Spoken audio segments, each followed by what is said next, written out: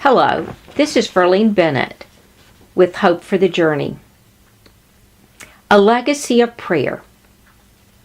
Pastor Dan Gates died today. I lost an amazing friend. Truth be told, I never actually met Pastor Dan. We talked about meeting one day, but that never happened.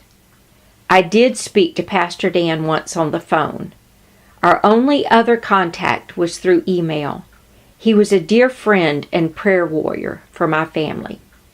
Pastor Dan came into my life several years ago through his email prayer ministry. My sister contacted him when my husband was going through many serious health issues.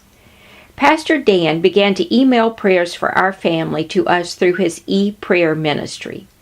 Those prayers were used in a mighty way to comfort and encourage us during difficult times. Pastor Dan had other members of his e-prayer team praying for us. It is one thing for someone to tell you that they're praying for you, and it's another to hear them speak that prayer over you or to read precious words of supplication on your behalf. Pastor Dan called me on the day that Teddy had his kidney transplant. He was so precious to celebrate God's faithfulness to us.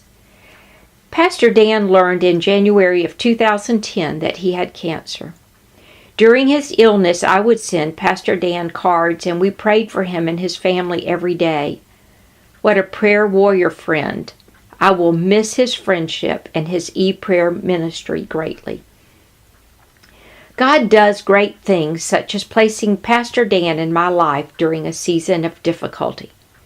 I never saw his face until I read his obituary in the newspaper, but I saw his heart in every prayer. When reading Pastor Dan's obituary, it was obvious how wide his scope of influence reached.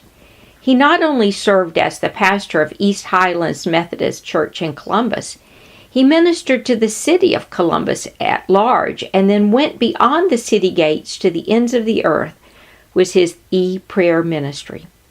What a testimony of how limitless our boundaries can be to serve the Lord.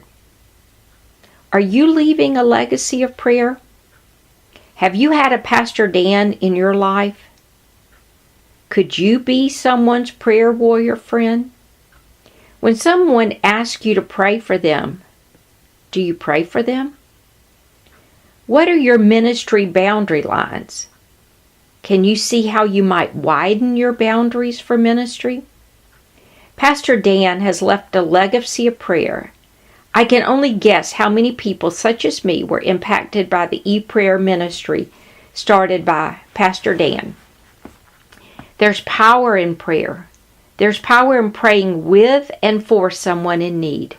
I challenge you to take up the Pastor Dan prayer ministry and pray for someone today. Call them. Pray with them on the phone. Email them and write your prayer for their specific needs.